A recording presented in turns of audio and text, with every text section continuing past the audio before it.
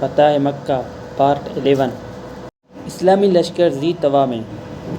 ادھر رسول اللہ صلی اللہ علیہ وسلم مر الظہران سے روانہ ہو کر ذی طوا پہنچے۔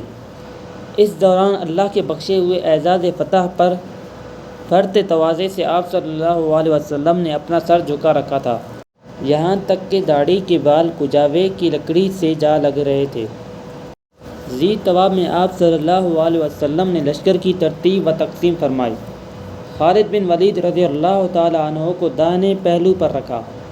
اس میں اسلم، سلیم، غفار، مزینہ، جہینہ اور کچھ دوسرے قبائل عرب تھے، اور خالد بن ولید رضی اللہ تعالیٰ عنہ کو حکم دیا کہ وہ مکہ میں زیریں حصے سے داخل ہوں، اور اگر قریش میں سے کوئی آڑے آئے تو اسے کاٹ کر رکھ دیں، یہاں تک کہ صفا پر آپ سے آ ملیں۔